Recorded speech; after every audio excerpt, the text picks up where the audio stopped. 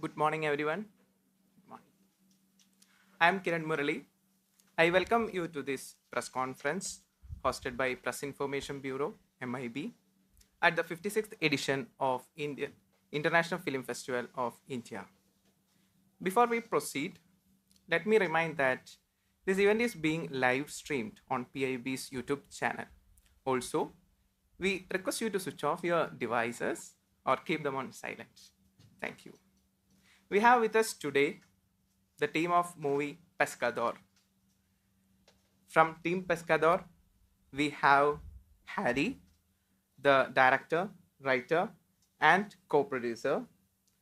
Also Annie, the producer of the movie, and Isaac, the producer and cinematographer. So let me give a small synopsis about the movie. The movie is about the entanglement of lives of three persons, the three lead characters. A young scientist who is in search for a mystical fish in the dense forest of Costa Rica. After a desperate act, she falls asleep on a bus, and the movie starts over. Then we are shown a fisherman, and the fisherman is awarded with a wish by a magical lobster. Seems interesting. And the wish is fatherhood.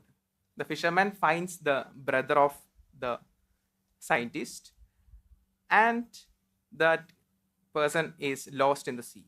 So he takes care of the brother and nurses him.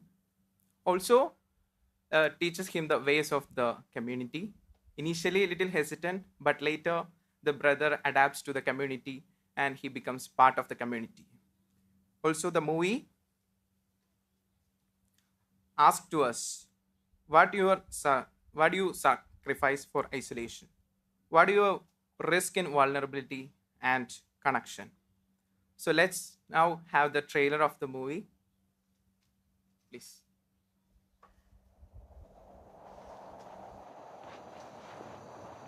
So, why are you in Costa Rica? I haven't seen my brother in over 5 years. I don't think about him anymore, at all. But that night I had a dream. We were looking for fish. Don't you study fish? I do. As a hobby? He could breathe. I couldn't. It's a creature, a folktale creature. Pescador, soy yo quien habla. Contemplo que estéis muy solitario. Deseáis un hijo. Si no amáis a vuestro hijo, pagáis un terrible precio. Mi hijo.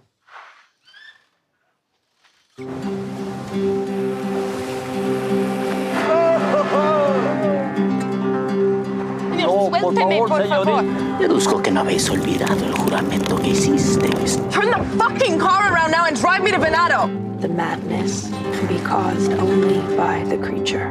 I'm looking for a fish. You've seen traces of this fish? Hicisteis un juramento como padre. Once upon a time, there was a lonely fisherman who only wanted a son.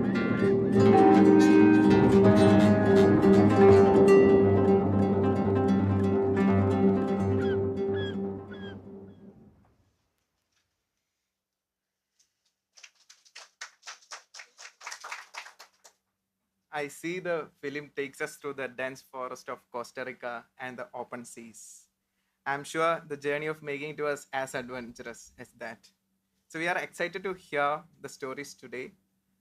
I now request director Harry to speak on his vision about the movie. Yes, please, Harry.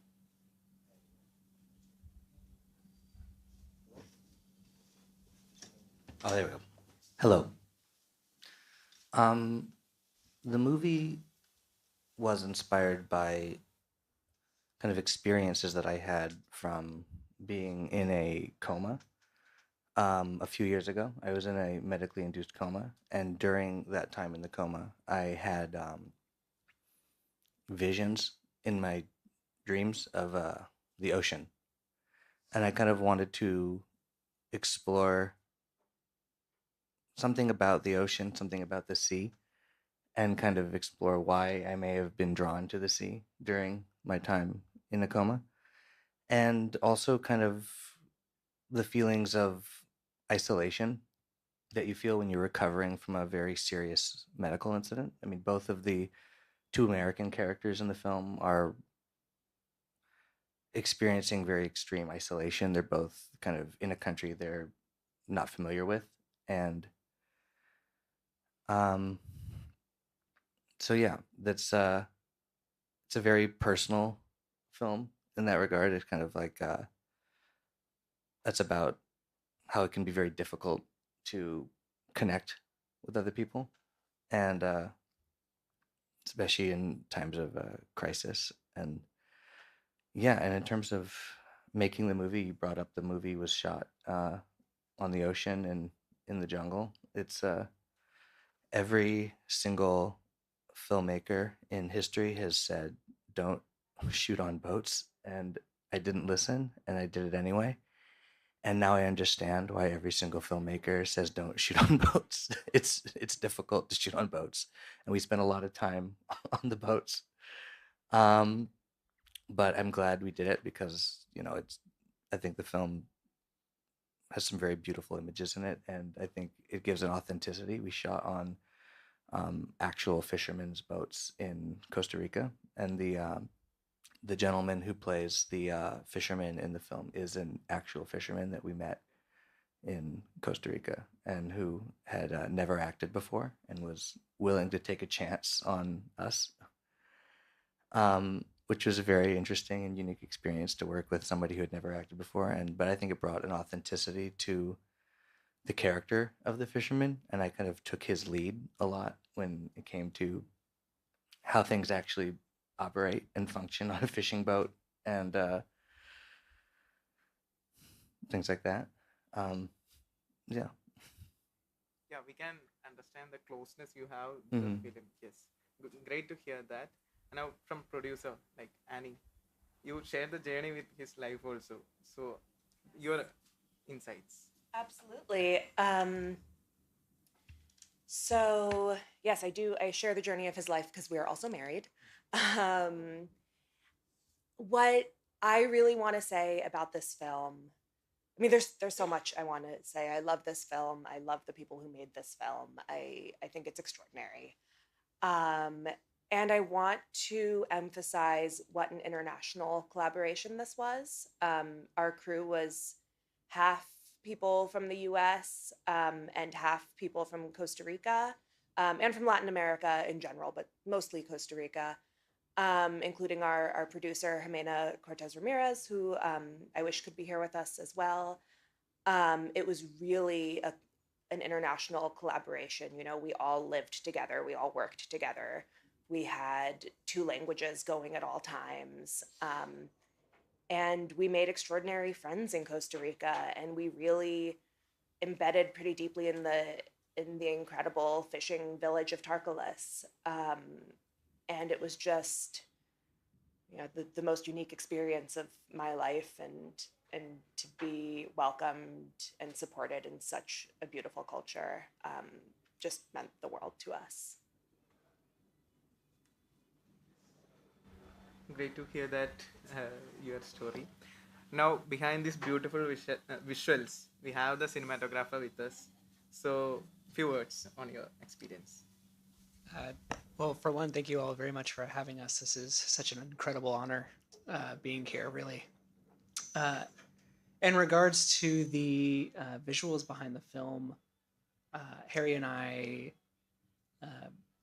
collaborated, I think, very much from a story perspective in regards to trying to communicate a lot of the feelings that are in the script. And for that reason, and I hope all of you have the opportunity to see the film, there are 2 different visual approaches in the film for both characters. And I think it's very telling. You can feel that very significantly in the film. And I think that was a huge part of the creative approach towards it. So yeah. Sometimes we get too much in that thing. We can't find words to explain that experience. I can feel that. So, but we'd like to hear more through questions. I think we'll get answers for that. Sure. Thanks. Okay. So now I open the floor for questions from audience.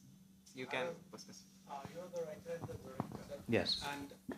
And you had a real story, medical induced coma, and the real story that is the dreams of ocean. So how easy or difficult was it to balance the two into a narrative, into the script? How difficult was it to balance the kind of the story of the dreams and the kind of the reality of what the movie is? I mean, I think that it always has to be about the characters.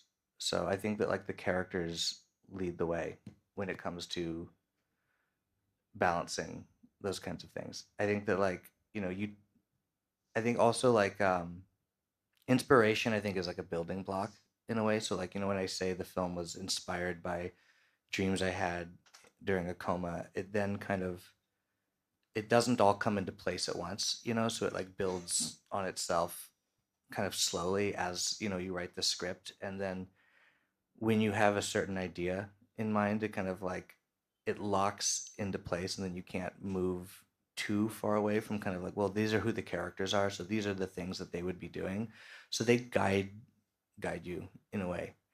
And it just becomes almost like kind of practical. Like, well, what would they be doing next? Well, they'd be doing next because this is who that person is.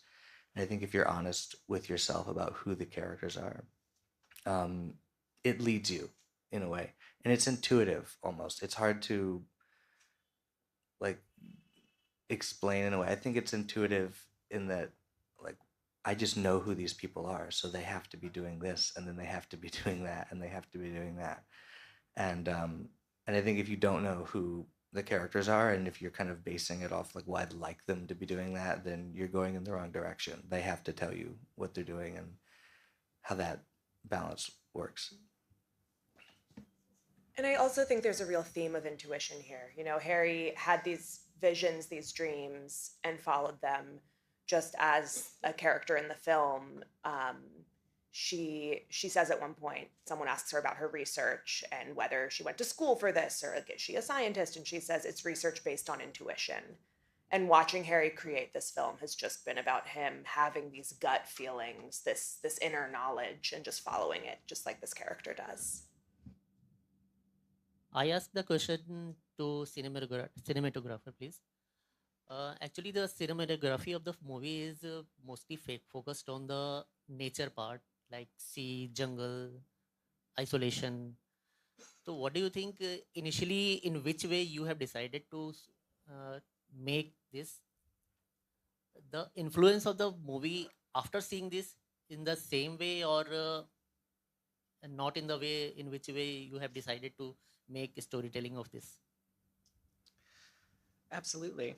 I think going back just a little bit, I really am driven by the characters and the story and what's trying to be told. And so I think when we are focusing on the young woman character, where we are trying to place her in a backdrop where she doesn't belong, I think a through line of the work that I'm doing and the work that Harry and I are doing together is thinking about what the comparison is of what these images are. And it was important for us to kind of place this American white woman in an environment where she wasn't necessarily 100%. That's not her native space. That's not her environment. And so a lot of the motivation regards of being in the jungle or being in the sea is, placing people in environments where they don't necessarily belong. And, we can't drink the water out of the ocean. I'm not sure we should be living in the ocean. And I think it's that sort of comparison as well that we are trying to present. Yeah, good morning to the team of this film. What is the reason to select the Costa Rica as a country to shoot? It was a co-production between the US and Costa Rica. and you said is all your memories under coma. How big the viability commercial angle of this film will go? Does it recover your money? I'm sorry, I didn't understand the second question. How commercial viability of this film? How you Oh. may recover your money as a director and as a producer? Sorry. You can.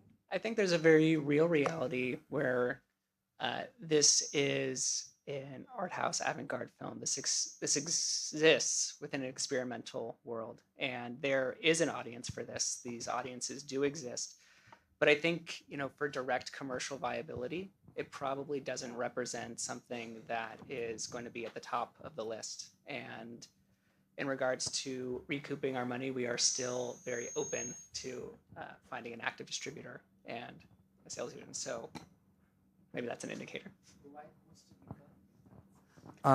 Costa Rica started as a kind of in addition to images of the ocean, I was really drawn to images of the jungle, and kind of we were like thinking about different countries in Latin and Central America that we could set the film in. But Costa Rica is really interesting because it's a country that's kind of like very, very quickly gentrifying. And so I think that like in certain areas of the country, there are communities that are being very rapidly displaced. When we were in Costa Rica, I was very trying to find the right word,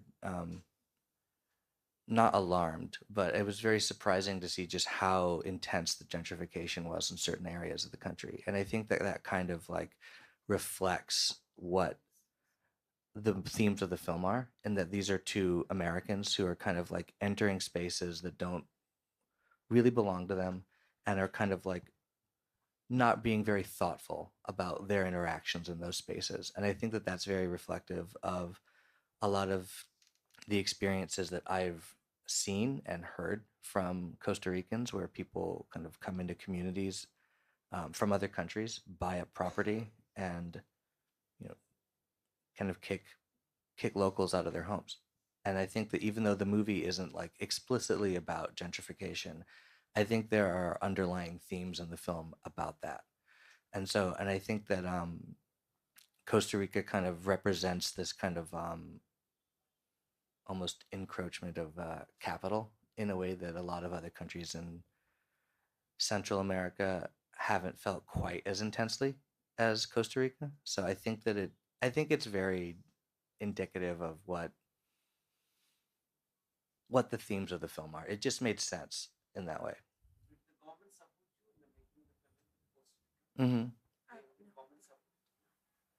Did the government? Oh, no, the government did not financially support the film. Shall we have some other? Good morning, team. Actually, I want to ask this question: what were the challenges in front of you while making this movie, and how did you come out with this? Come out from the challenges of making the film. Actually, yeah. So there were. As with any movie, there are numerous challenges of making a film. It's never easy to pull off a movie, especially a small movie with limited resources.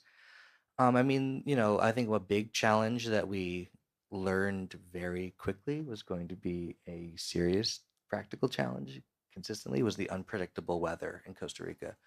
We were not shooting during the dry season. We were kind of shooting on the cusp between the dry and the wet season.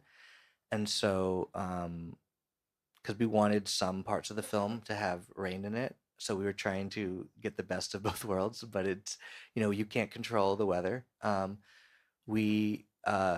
first couple days, we were only able to shoot for the first 2 days, maybe 2 hours, because the weather was so unpredictable and so crazy. Weather apps are not helpful in Costa Rica. They don't tell you anything about what the weather is going to be like.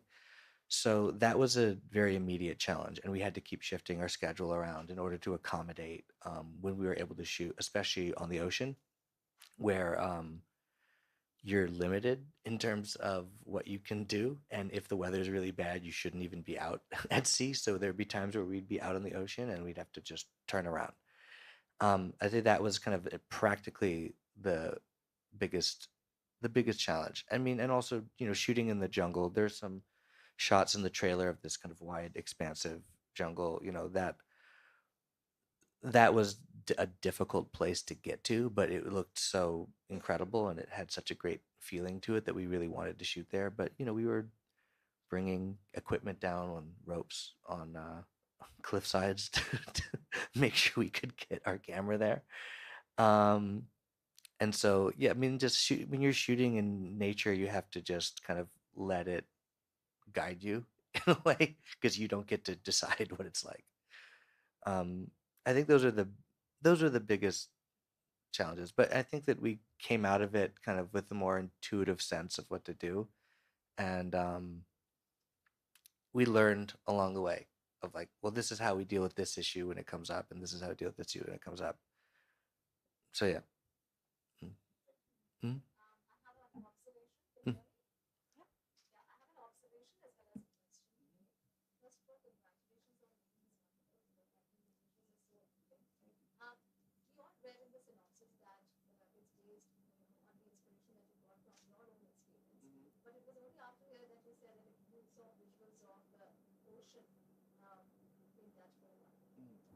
So, what after looking at the poster, because an ocean is a space where, the boundaries are so fluid between darkness and light, between life and death, and hope and despair. Even the poster, like it's just in front of me, it's so beautiful that, somebody's just coming out of the depths of darkness towards light, where, somebody else is holding out a hand. So I think it's just so, it conveys so much. So another question that I had was that, was this a very cathartic experience for you? So you made this film not to probably, of course, when we make a film, it has to be commercially viable. But was it the catharsis, the driving force behind making this film? I mean, absolutely. I mean, I definitely agree that, I think that in terms of a movie being commercially viable, I think a personal movie is always commercially viable. And if you're true to yourself, it's commercially viable, because I think people can tell when something is authentic or not.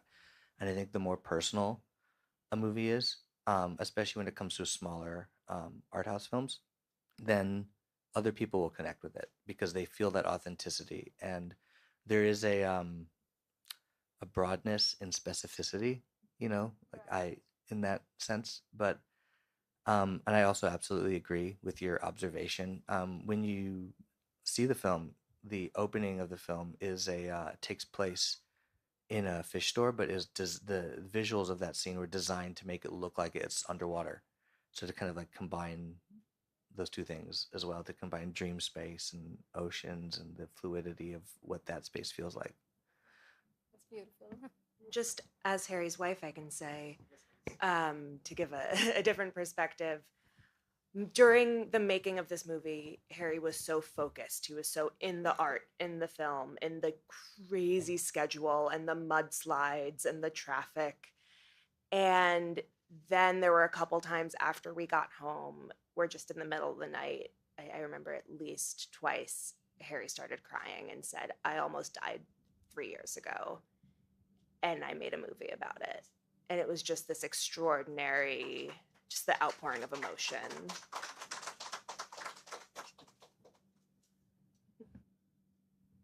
So we are connected to the journey of your self-realization through this movie, and we can watch that movie with that eagerness.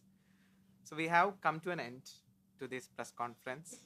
I would like to thank the panelists who shared their insights, visions to the audience, and also to the audience who raised a lot of good questions so that we got to know more about the movie. So thank you for joining in. We would like to present a small memento from our side to the panelists. So I would request the guests to come forward. And thank you, everybody, as well. Yes, thank you all so much, really.